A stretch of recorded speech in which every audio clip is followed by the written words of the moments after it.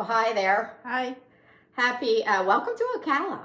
So now we are in Ocala and operating out of here for now. So we are, it is kind of a rainy day here. We're having weird weather like the rest of the country, some warm, some cold, but today's warm, just rainy.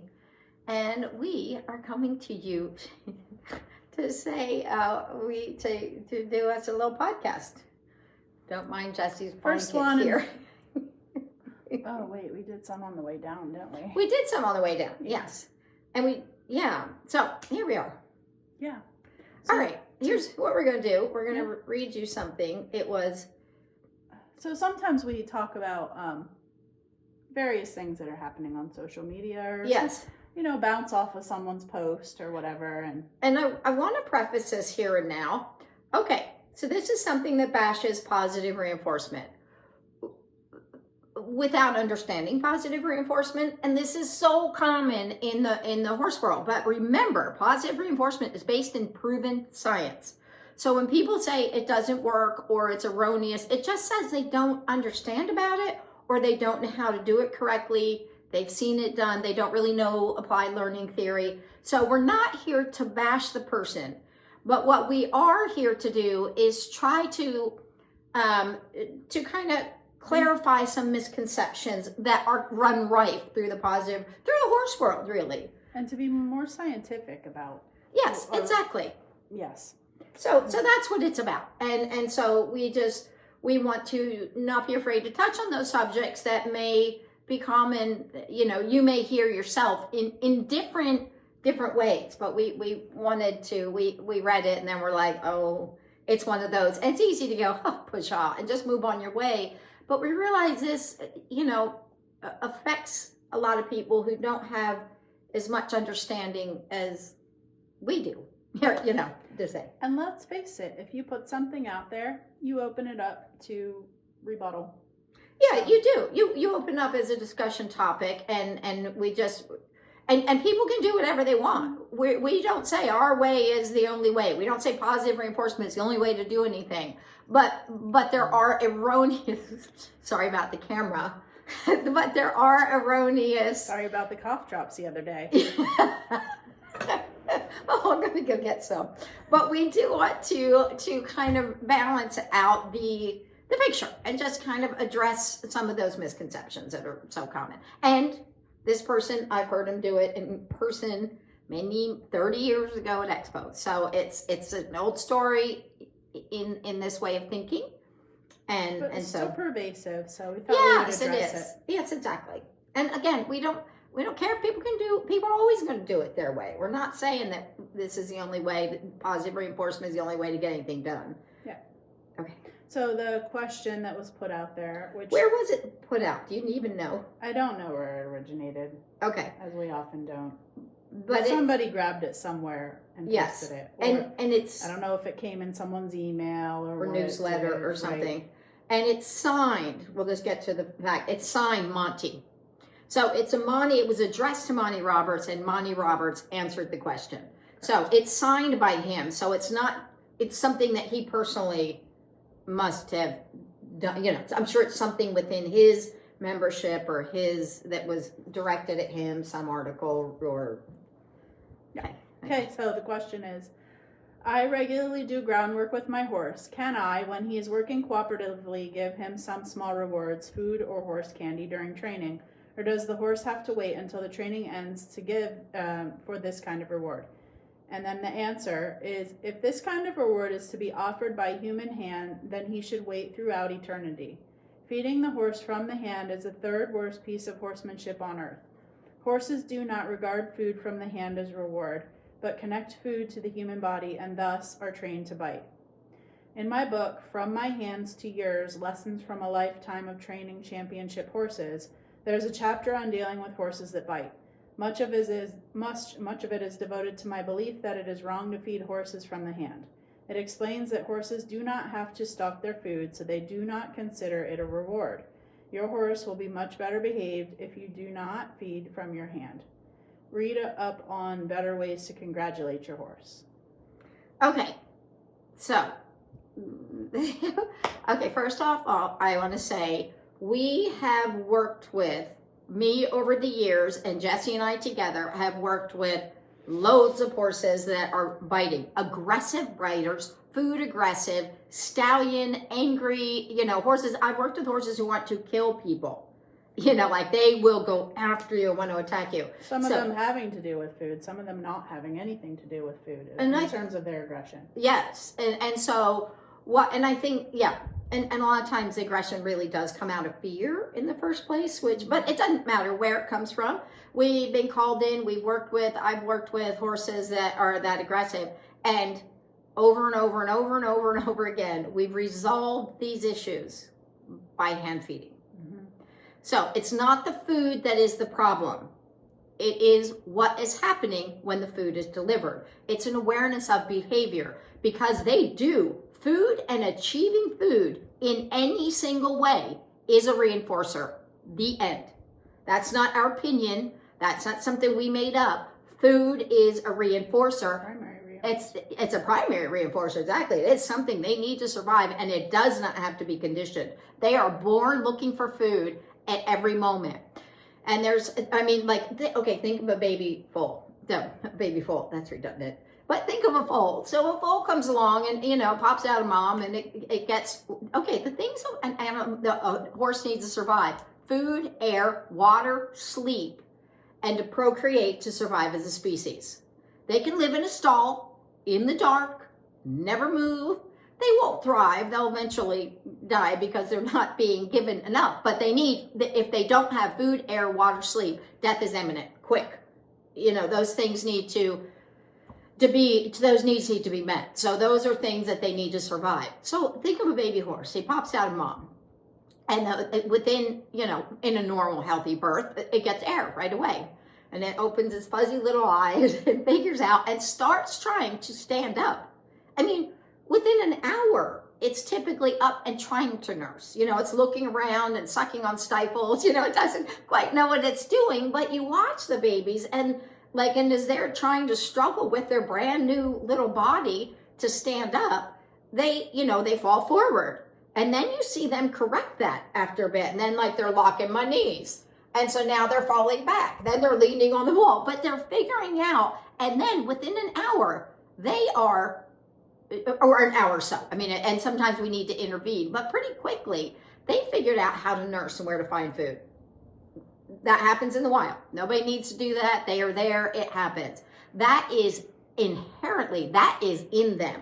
They have a hardwired drive to find food. And you know what? That hardwired drive to find food never quits.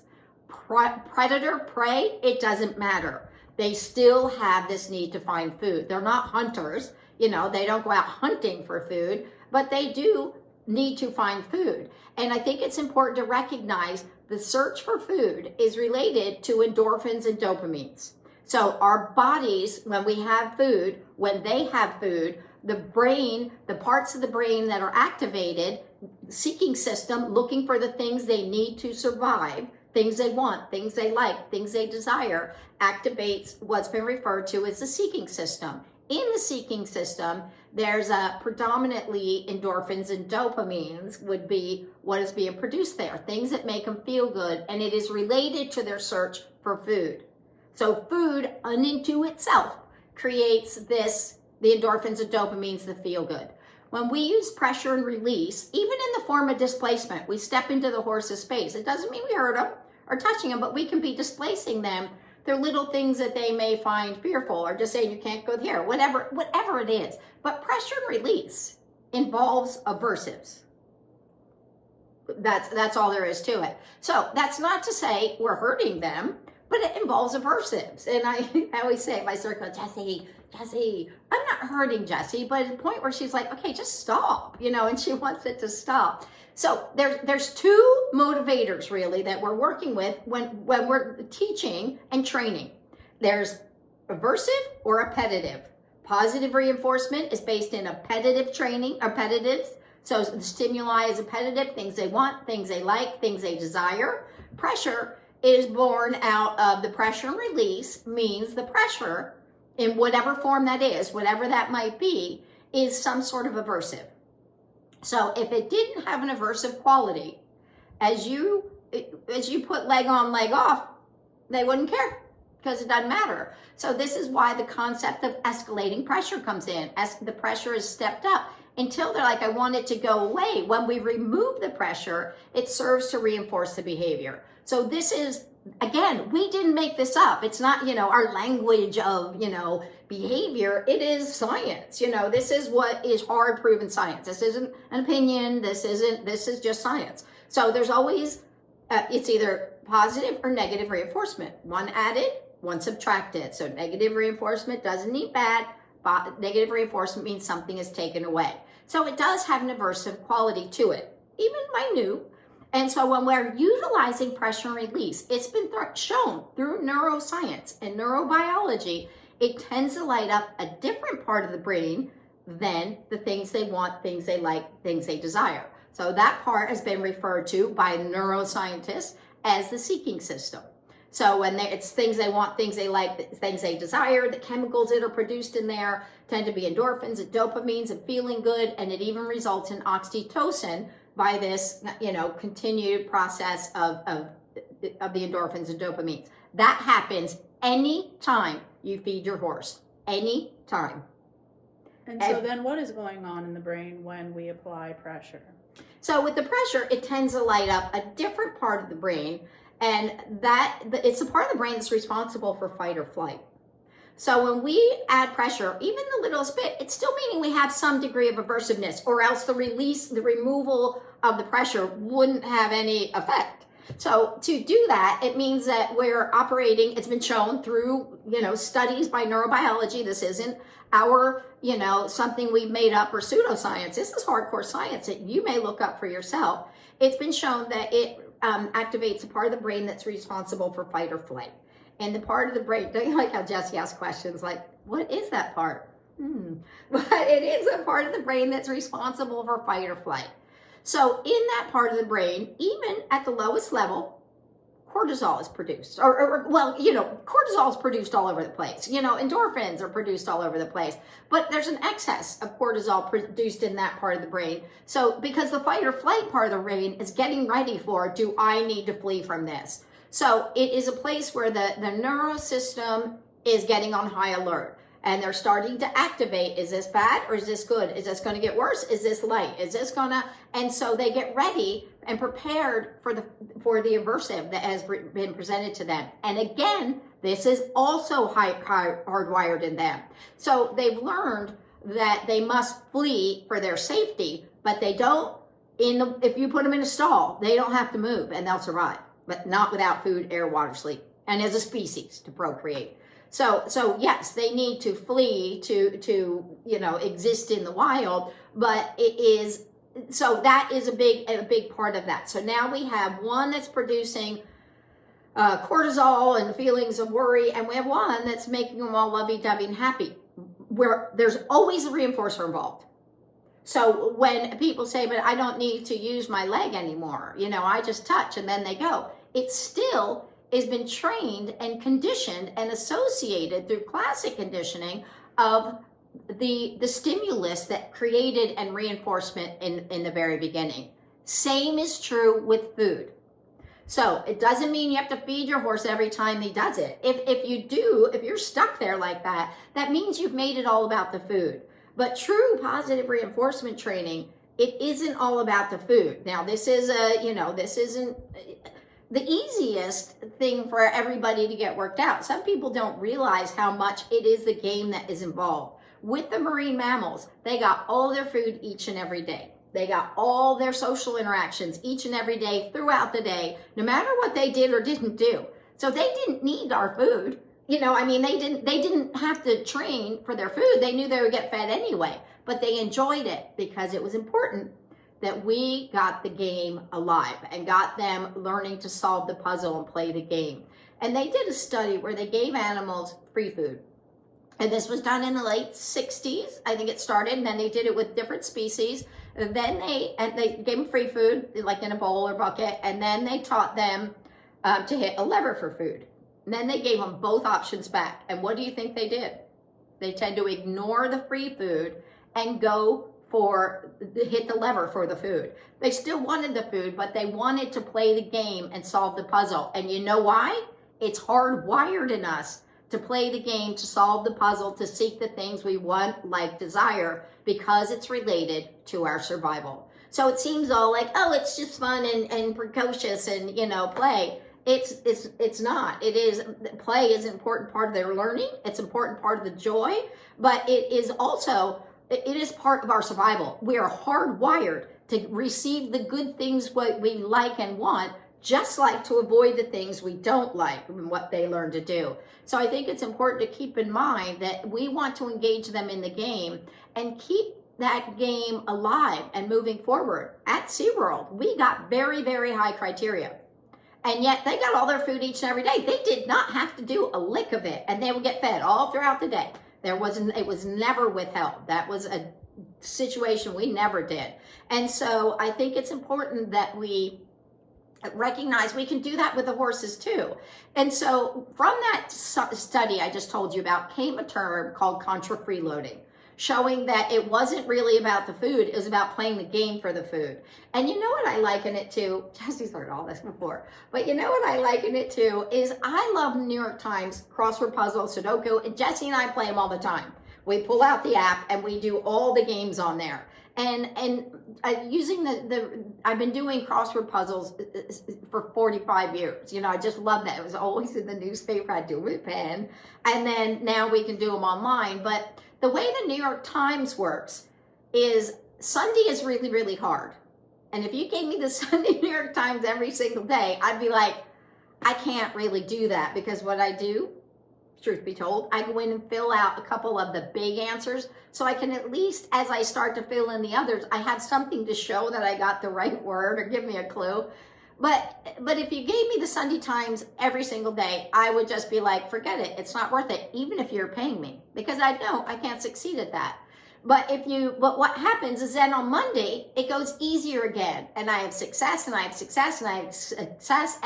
And this has also been proven that success brings, it emboldens, it gets more try, it gets a better attitude, it gets all the things emotionally in our brain that is part of seeking that food and seeking that thing. It is not this weird thing. It is important. It's an important part of survival, is that playing the game. And it works with the horses as well. They are trying to play the game.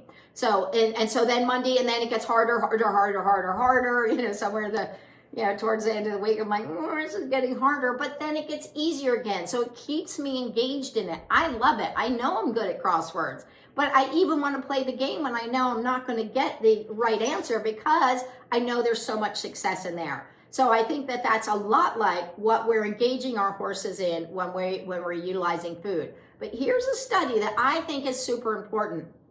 They did a study where they blocked the dopamine receptors in mice. So, you know, there's lab rats, you know, lab mice. And so they blocked the dopamine receptors. And if they hand fed them, they would eat the food. But the food was inches from them. And they could see it, they could smell it without the dopamine to drive that finding their food, which is just sitting there. It's not hunting, but it is still finding food, whatever that, you know, it looks like for that animal. The mice starved to death. They could see it, they could smell it, they didn't have the dopamine to create that desire to take care of themselves.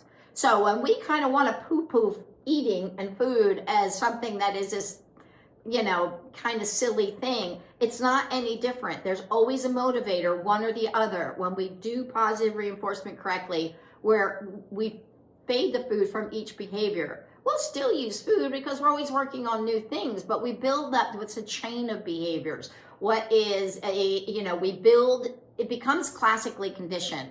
That's a whole nother topic that we could go on and on about, but it is that Pavlovian conditioning where it feels good and creates a visceral feel good by pairing it with the primary reinforcement, like food. Pretty soon they just hear the click and they're like, oh, I love that. Or you say, can we do canter depart? And when it's been conditioned enough, they're like, I love canter depart. People used to ride Minty, who's the horse I got from John and Beezy. He learned everything through positive reinforcement, and he would anybody could ride him with or without food. He didn't think, I'm not doing it because you don't have it.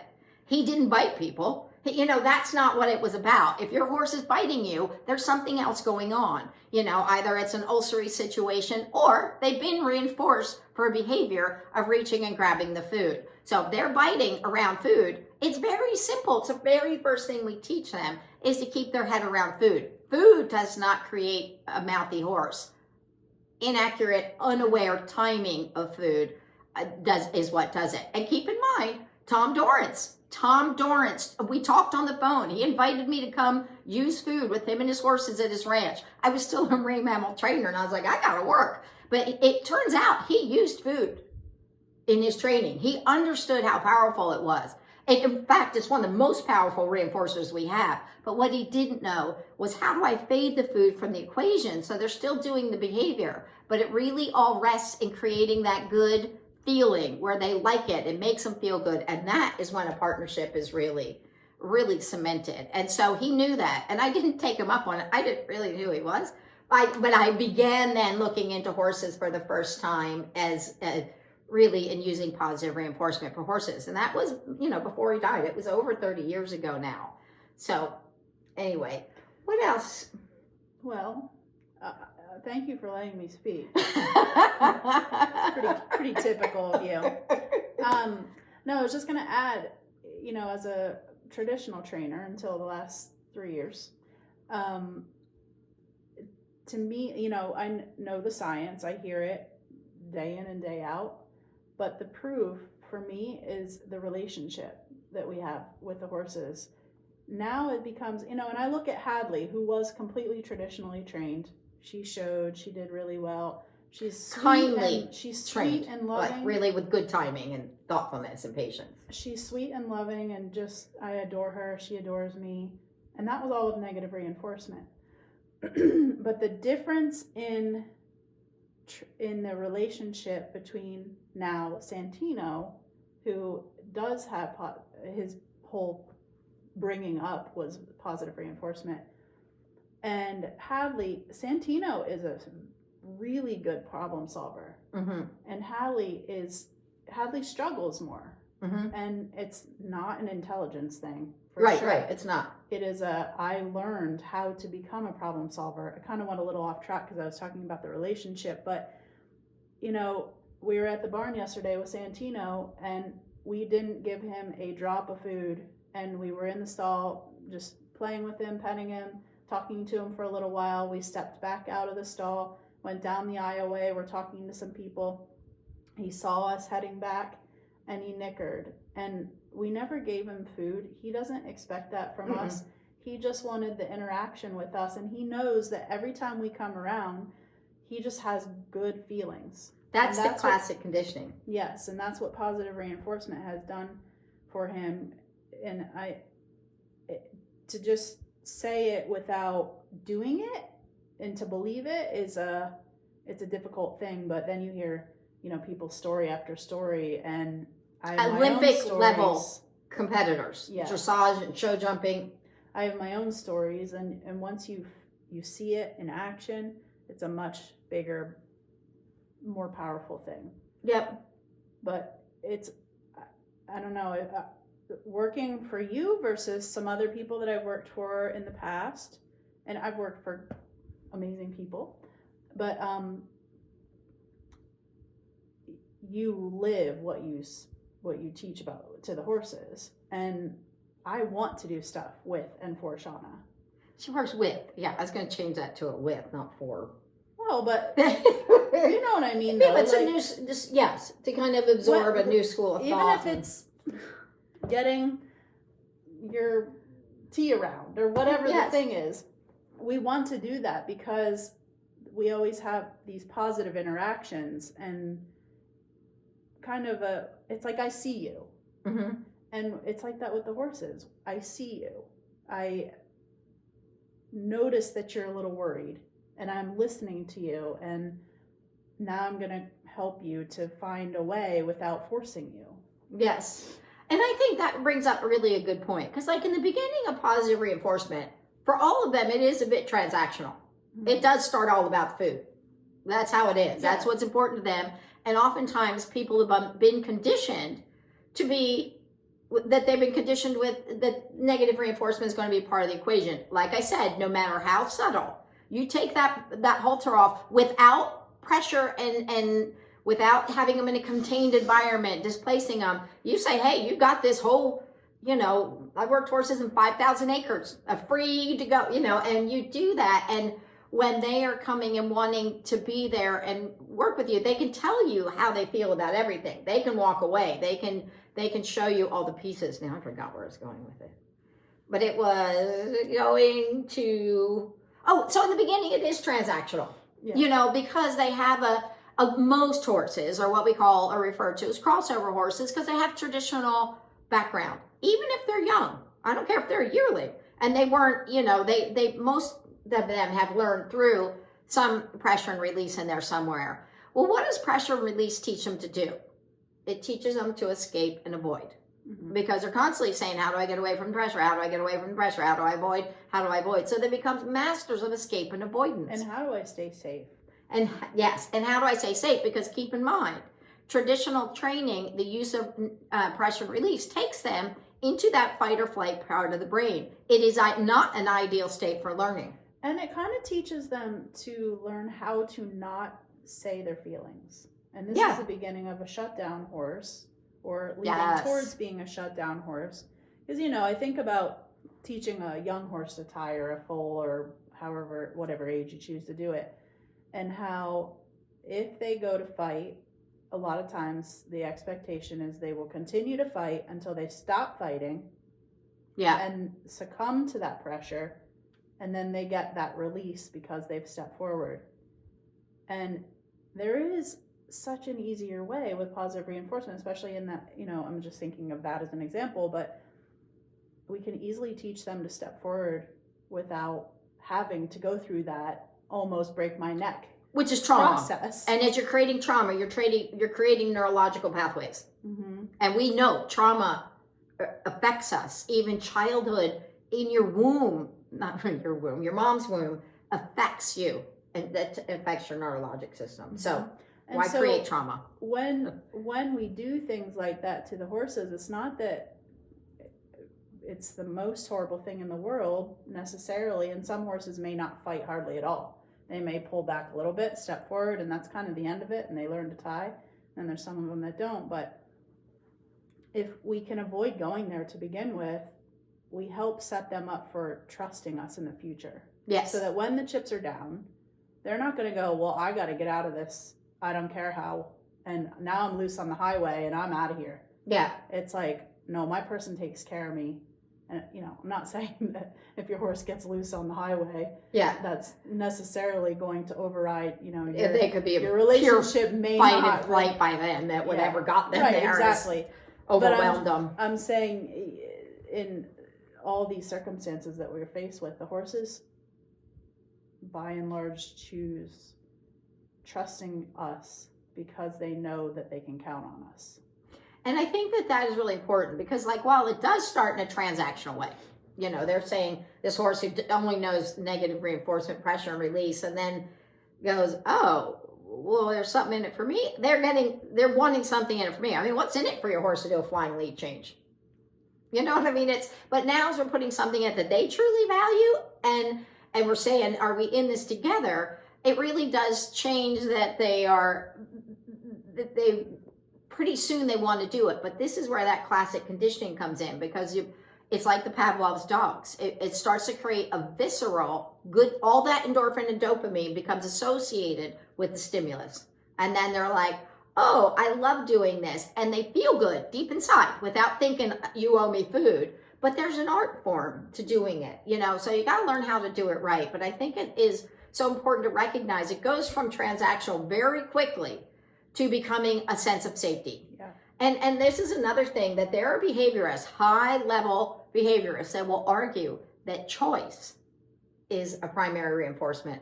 Choice means you can do it, not do it. If you don't do it, you're not getting displaced. If you don't do it, you're not getting tugged on. If you don't do it, you're going to have, making the wrong thing hard. And, it means you can walk away, whatever you want to do.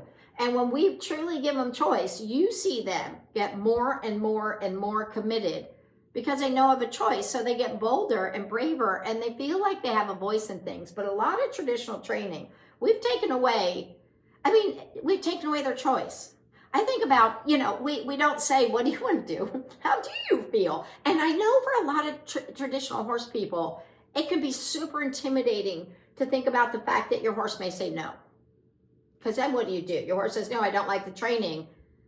And then what are you going to do without bringing in versives and making it, the wrong thing hard and the right thing easy means you've got to make it hard. You're bringing versives in and creating that pressure release again. So if they make up their mind to go, I don't want to do it, that can be really scary. But with positive reinforcement, with knowing the science of applied learning theory, knowing the science of how they learn, knowing the science of behavior, which is going on all the time, whether we know it or not. It is how they're learning from the moment they're born, out in the deserts, up on the islands, wherever they are that they're living. Operant conditioning is going on. They're learning how to get what they want and need to survive out of their environment. It's always going on. So as we step in and go, okay, now that I understand this, how can I do this better? Then it's a game changer. And this is what John and Beezy found out. They're like, it is a game changer. Simply doing bridge conditioning and target training in their stall for 3 5-minute sessions a day for 6 days. The training did not overlap with the work that Beezy was doing yet, because this was our time. Yes, under saddle. This was our time to see, does this even, do the horses even respond to this? And of course they did. And Beezy said, and if anybody knows Beezy, she's not like, super chatty about irrelevant things, and she said, I remember we were sitting around their table and she said, every single one of the horses you're working is remarkably better in the arena.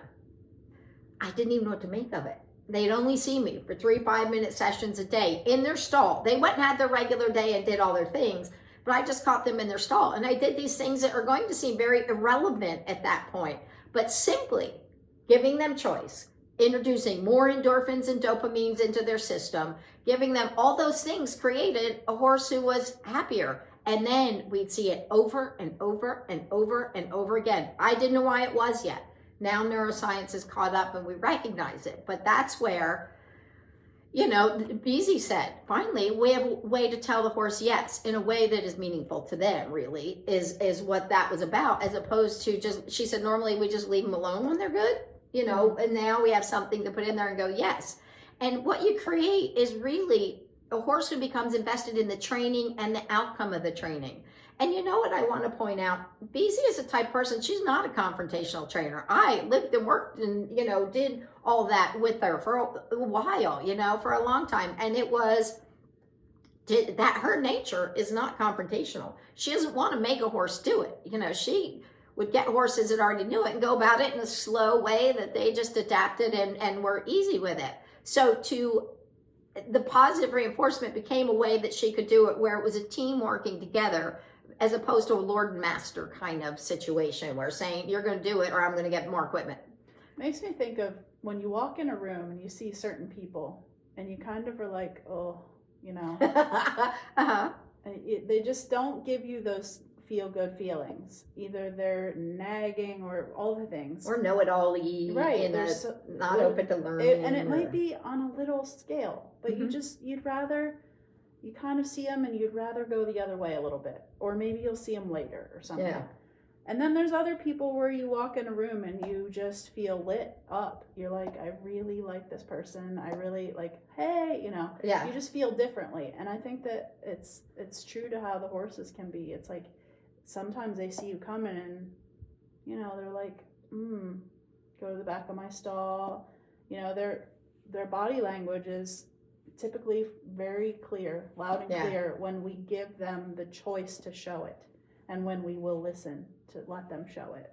And I think that, keep in mind, if a horse was loose in an arena, loose enough that he's not going to get, caught in, it's not a round pen, and you start to do something they didn't like, and you didn't have, whips and equipment or whatever, they're just going to simply walk away, typically. I think you need to back up a sec and explain why not a smaller area.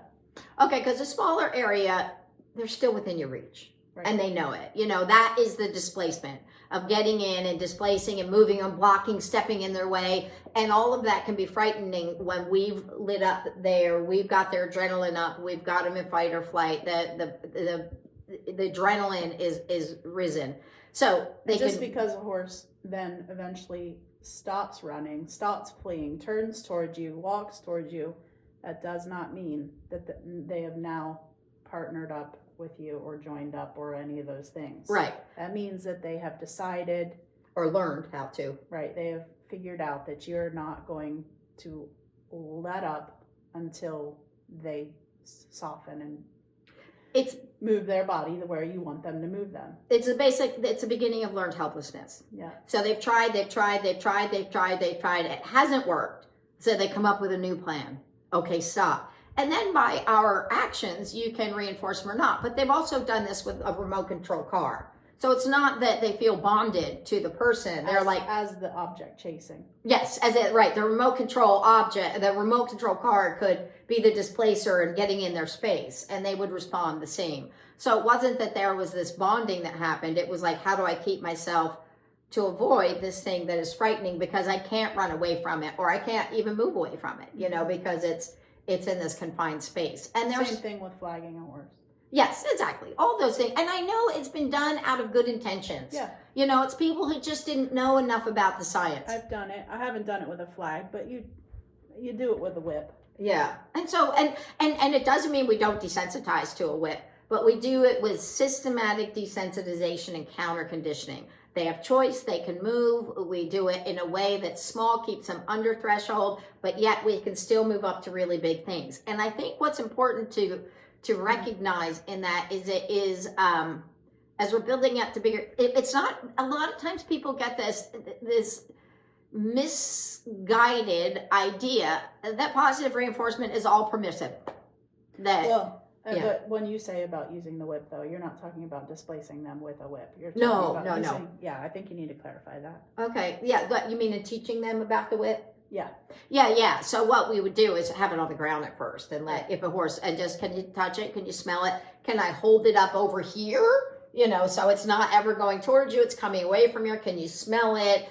Can I move it over here a little bit where they go, okay, I guess that's okay. And we do not move forward until they show that they're truly comfortable at that level. So however long that takes. And so we move up slowly till we can maybe touch them with it a little bit. But again, we don't move forward until they're like, I'm totally calm. I'm totally good. It's not like they go, and then down. They're just like there the whole way. And there's a whole lot of pieces that you want to be sure that are built up before that, because it's easy to slip into that learned helplessness and not realize that you flooded the horse and now you've got them in this place of concession. And the reason for us to even be teaching that in the first place is if we have a horse that's already learned that it is worrisome. Yes, so we have to undo it. Right, yeah. And so I think because they can potentially see them in their futures. Yes. For various reasons, and we don't want them to think that. Even if we think they won't. Right. Yeah, we may think, they'll never have to deal with that. But, sometimes they have to go to the vet clinic for days on end, like Bugsy, or they have to be evacuated because of a fire. There's some serious situations that can turn into, or somebody's trying to look at how, who knows what. So we try to build resilience in our horses in a way that they're like, yeah, okay. Somebody asked me to move over by touching my side. No big deal. I love that. Mm-hmm. And that's where Minty was.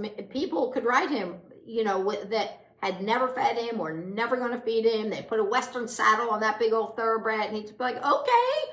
And they could. There was a time when this woman was riding him. She was from Texas, and she had her dog with her, and she was doing, she rode, but she was doing some marketing kind of stuff for us a million years ago, this Mitten and I. And Minty was a young little guy. Well, he's a jumper, so he's very sensitive and very light. If a horse does not respond to your cues and your cues need to get bigger, it means your cues aren't salient. They're not worth listening to. So you need to get spurs, you need to get bigger, you need to get bigger to get a response.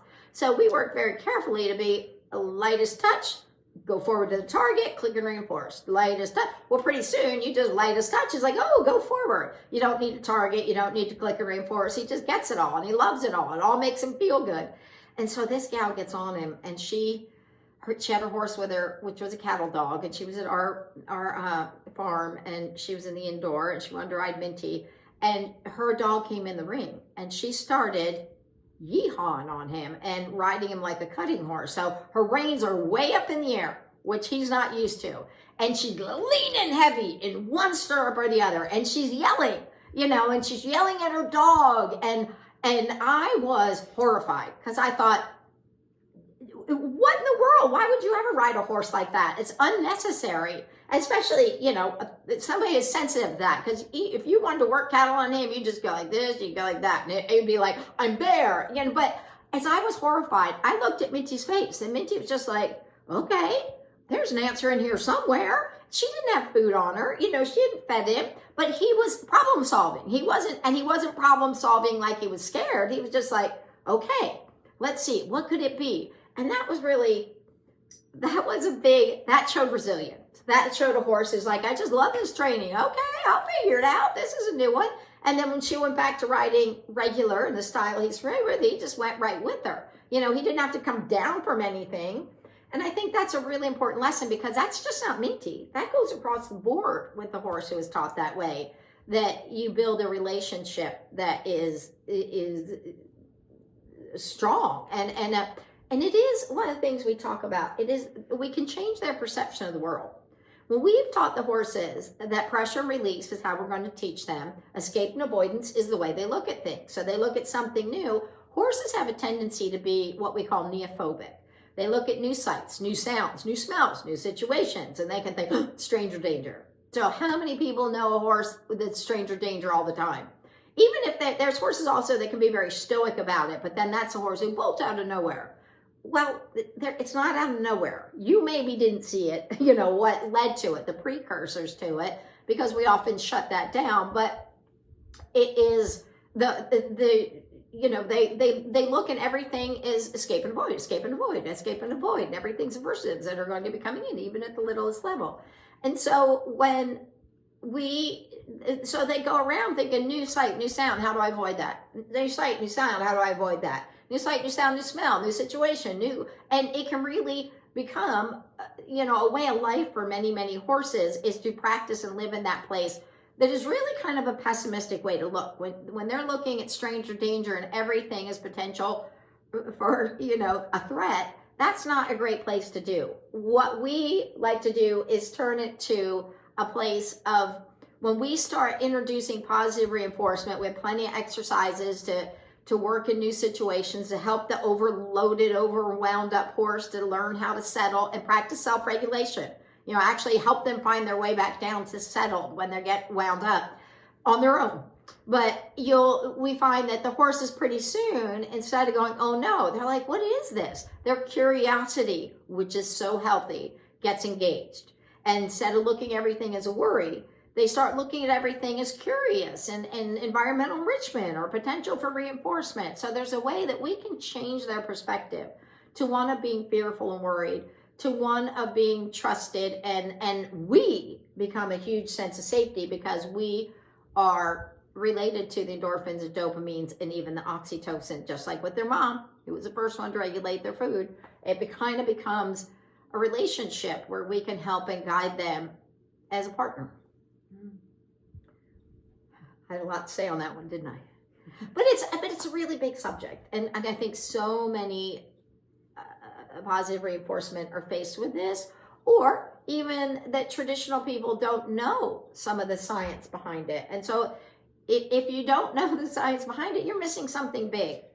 I think one more thing I want to add is just growing up as a normal horse kid. Normal. Mm-hmm. Yeah. A traditional horse kid. You're always, I don't know if you just copycat or I don't remember anybody saying to, well, maybe I do, to beat up on a horse or smack a horse for this or that, or I don't know if it's just in there naturally, but when the horse does something we don't like, instead of thinking they may have some fear or some underlying issue that is causing that behavior, we just go to correcting it. And, you know, I remember many a time of jerking on a horse for walking ahead of me or head high, or they're scanned over there, or they turn and they jump. I'm just thinking of being at horse shows and stuff, and it just makes me think of, you know, like our own kids. I don't have kids, but if I had a kid and they were afraid of something like a thunderstorm, I wouldn't want to punish them Right. for something they're afraid of. And it's interesting to me, or strange to me, that has been kind of culturally what's been passed down. Normalized. That we should do that with horses. I don't feel like we do that as much with dogs. Not as much. That's changing, honestly. Yeah, and maybe because we a lot think, less with kids now yes, too. And there's Kids aren't different. Right. There's the argument that, well, that horse is big and they can hurt you, and that is true.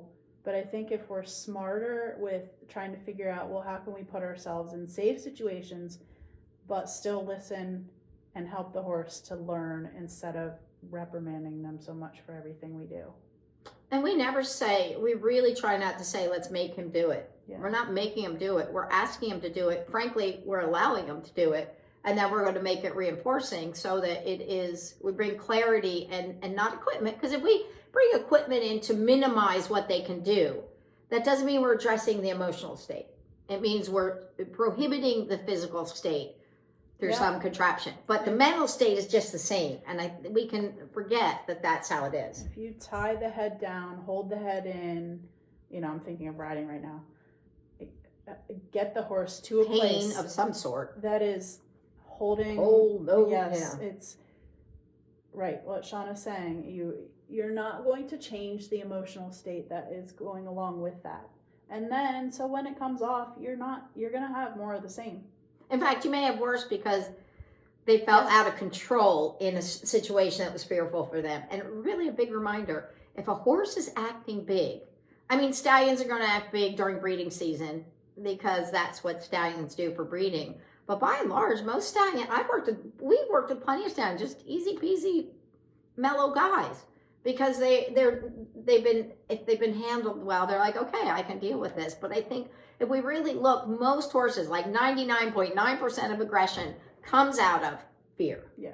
So it's fear turned proactive. So they've done what they could. They tried to avoid. When that didn't work, they're like, it's you and me. And then they've learned this is how I escape and avoid, is by marching in and challenging, you know. Mm-hmm. So oftentimes, if we can look at a horse who's struggling with something and not take it personally. Yeah. I think that's many people take it personally and they think, you should be doing this, you should respect me. But if we can stop and go, you know what?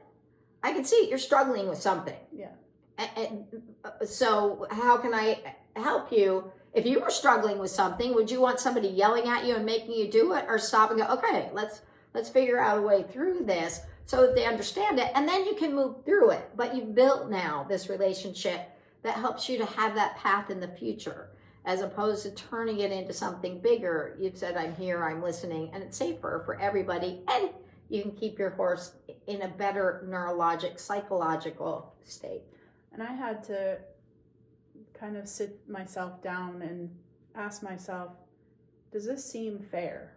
Or does this seem like something that I am imposing on the horse? Mm-hmm. And is that really where I want to go with my horse life? I think that's a really good point, because we kind of, Jesse and I believe, we always think we're here to serve the horses. They're not here to serve us. We don't need them to get to town or to do the fields or go to war. They're none of our animals, whales, dolphins, dogs, cats, or horses, or bunnies, asked to be where they are. We've chosen this for them. So since we've chosen this for them, we feel a responsibility to help them thrive. Not to serve us, not just to do what we want them to do and be compliant, but we want them to thrive emotionally, to be, happy, engaged horses. And we can do that at the highest level. Mm-hmm. That doesn't mean we can't show. We can.